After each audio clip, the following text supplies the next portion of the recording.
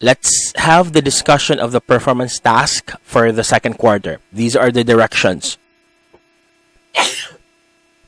You need to make 4 polynomial functions with a degree more than or equal to 3. So I should have a degree of 3 or more there. I will not be accepting functions which are quadratic. Dapat inyuhang functions are cubic, quartic, quintic, or more.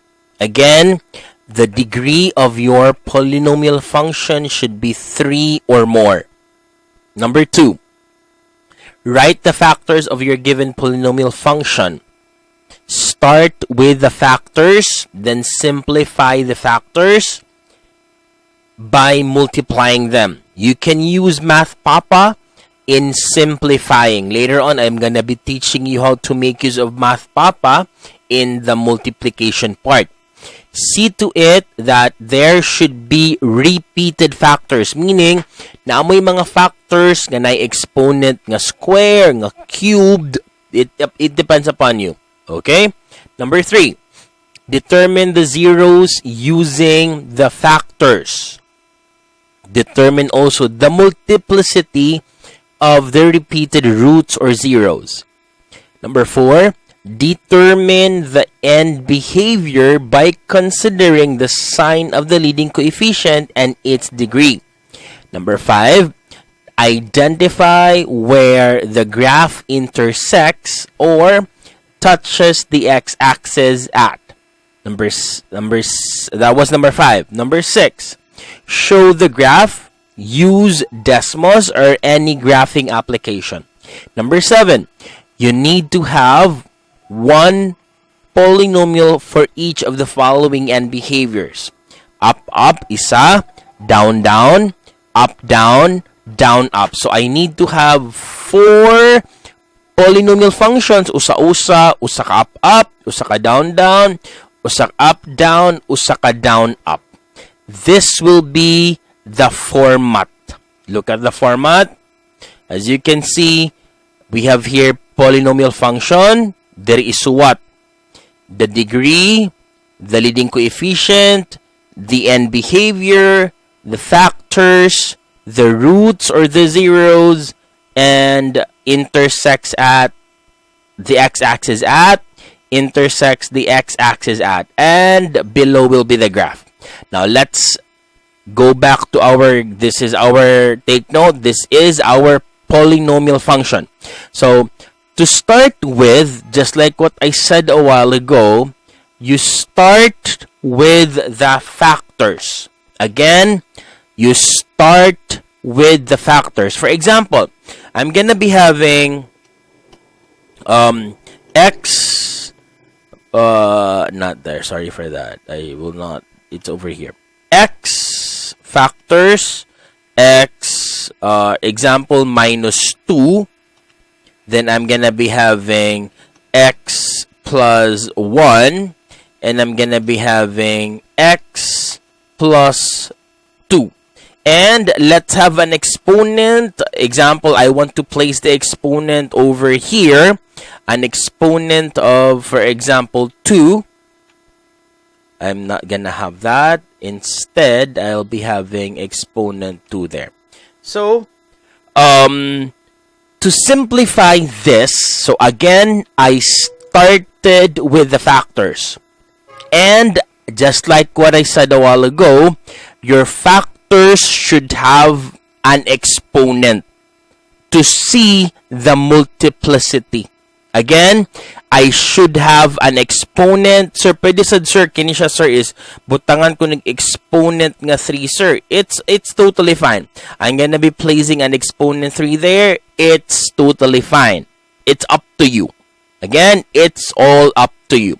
Let's continue. I'm gonna copy this. I'm gonna copy that. And I'm gonna go to mathpapa.com. I'm gonna go to mathpapa.com. This is now the website. Again, this is the mathpapa.com website. I'm gonna paste that. Katong ako ang gihimo nga factors, ako i-paste. Pero kini siya akong i-exponent, shift then katong exponent ka symbol sa inyong keyboard, shift, then exponent ka symbol. So, just like what I said a while ago, di ba kini siya class, this one over here, this is our factors. Look at this one. Ang factors nato is this. And you can see that nga akong gi-paste di sa math papa nato. I'm gonna have this side by side para maklaro nato. Here you go. So take note, on this part, this is the performance task. Ako ning gi-copy, then akong gi-paste dere. Then akong gihimong exponent katong 2 ug 3. Then you click calculate. So right away, your math papa will calculate this.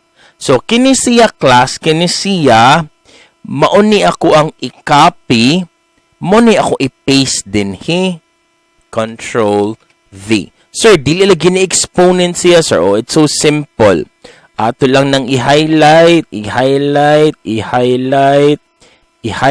then you click on the exponent symbol. Pwede na nyo i-enlarge if you want. There you go. And then, this is a function, so I'll be using f of x. You can use any letter if you want. Then, I'm gonna be placing a square here. Sorry for that. I'm gonna be placing a space, not a square. Space for each term para dili kaayo siya sikit o dili kaayo siya hugaw. So, space for each term.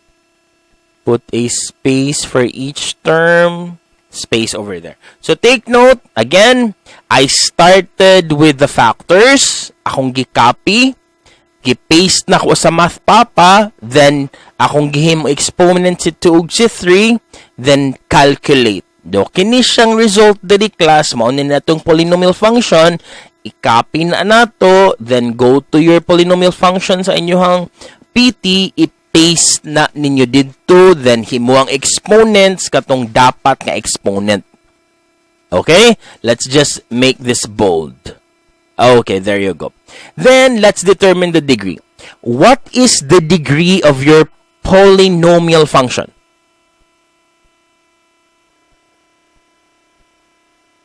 Six. So, you write 6 there. Is that even or odd? Even. You write the word even. Next. What is the leading coefficient over here? 1. Is that positive or is it negative? Positive. Now, if you're given an even degree and a positive leading coefficient, what is the end behavior?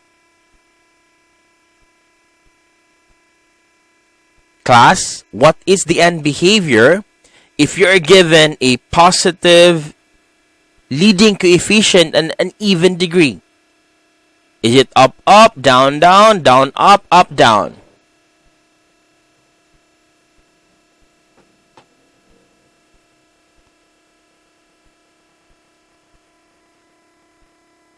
If you have forgotten our lesson about this, you need to remember her because this is included in your examination next week. So this one is an up, end behavior. Again, that's an up, end behavior because you're given an even degree and a positive leading coefficient. Okay? Now, let's go to the roots or the zeros. So, considering this is a set. So, I'm gonna be placing braces. So, how do you write x minus 2 squared as a root? 2, then, what about the exponent? Yes. Multiplicity 2. Correct. Okay. Multiplicity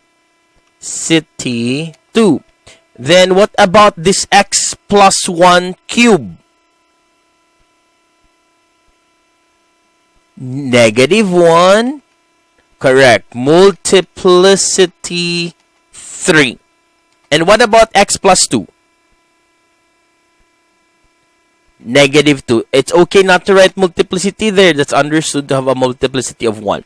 So take note, I was able to get the root or the zeros based on the factors. So from the factors, kining negative 2, mahimo ning positive 2, multiplicity 2.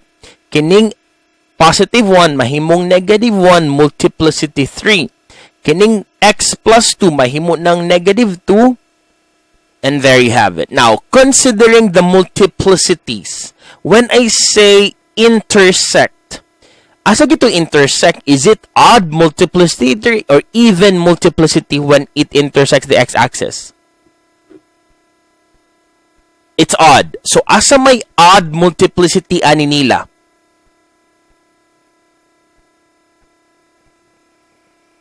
Asa ang odd multiplicity? Is it 2, is it negative 1, or is it negative 2?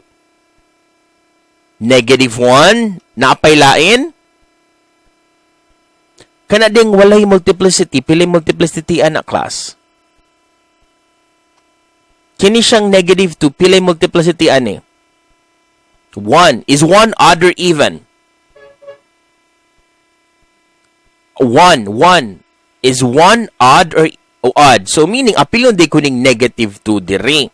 So, take note, kanang y multiplicity, automatically, that belongs to intersects. Okay? Let's go to touches. When I say touches, it talks about even multiplicity. Asa may na even multiplicity diri? Kanang 2. You write the number 2 there. Sorry. Okay? Now, ato tong balikon si Math Papa.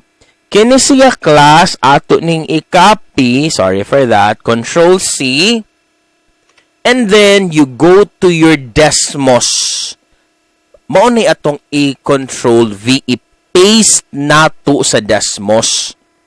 Now, let's concentrate on the Desmos. Sir, this will be the graph over here. This one. So, ato lang i-maximize para maklaro nato. There you go. So, sir, sa may buhaton namon, sir, inyong i-print screen. I'm gonna have it print screen. Then, go back to your project. And then, paste that there. Sir, what are you gonna do with this, sir? Inyo nang i-crop. Inyong i-crop para mugamay ang inyong makuha ng lain nga mga unnecessary. Let's include 25. Let's crop this. And let's crop this. Then over here, i-crop pod ni nato. There you go. So this will be the graph. And you can enlarge the picture nya inyong palapdan, walay problema ni Sir Tigle. Okay? So, sayop akong i-copy, i-cut sa ninako, na aday diri ang usa ka format. Here you go. Control the graph. The graph, sorry for that, the graph will be this. Control V. So, this will be your graph. So, ang inyo ding project class will look like this. So, naatay table which contains the following info, and below will be the graph. This is just the graph for an up, and behavior. And I said a while ago that you need to have an up, a down, an up, and a down, Sir, how do I make a down, and behavior? O, let's go to your Desmos para makasabot mo. Sir, butangan na kunig negative sign diri, sir. What happens? Oh, there you go. You now have a down, and behavior. Okay? Sir, what about katong up, down, sir? O, himuon kuning 2. There you go. Nanakay up, down, and behavior. Sir, ganahan ko down, up. Oh, tangtangan ng negative sign na nakay down, up, and behavior. It's as easy as that.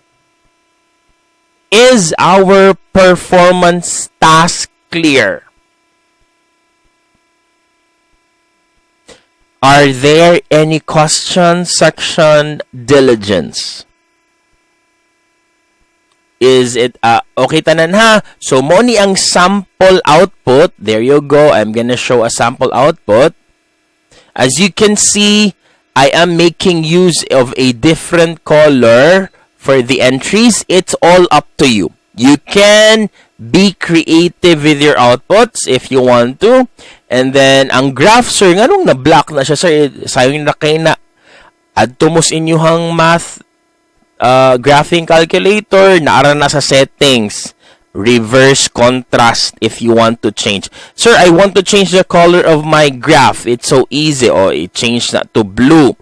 It changed to orange. It changed to green. It's all up to you, sir. I want my thickness mudako siya, sir. Like, I want to have a thickness of 5. Oh, you can change that. Okay? I'm gonna go back to 3 lang. There you go. And I want to make use of a blue one. So, inyo nang, mo ni siya inyong i-print screen, mo na inyong i-paste sa inyong document. Just like this graph over here. Just like this graph over here. Sir, anong duha man ni ka-graph ang naadri, sir? Kaya nga naman, na may possibility nga ang inyong graph is perting kataas. Example, I'm gonna show you one example. What if I'm gonna be changing this to 3? I'm gonna be changing this to 4. Okay. As you can see, look at the graph. Oh, there you go. So, meaning, ang graph niya is ing ani. So, mo niya ako i-screenshot first, print screen, and then I'm gonna paste that probably over here. Example, dere.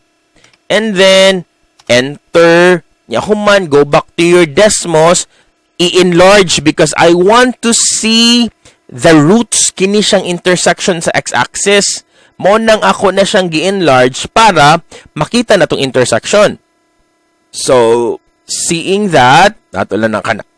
Kini siya okay na kay na. So, akong i-screenshot again, i-print screen, then Control V. So, what you're gonna be doing is this, i-crop na po din nato each picture nga mawa ng mga unnecessary nga mga parts din ha. I-crop lang na nato. I-crop. Let's crop this. And also this one. And do the same thing here. I-crop po din nato siya. Let's crop this one, and this one. And, i-enlarge lang nato ang pictures nato. Atong i-side by side sa usa, i-enlarge po din nato siya. Oops, nasubraan. Okay. So, there you go. Nanadiri, makita na ko ang roots. Roots nga negative 1, root nga negative 2, ug ang root nga positive 2. Based lang sa graph. And over here is I can see ang pinaka-topmost part niya ug up, jud di ay siya nga end behavior. Okay?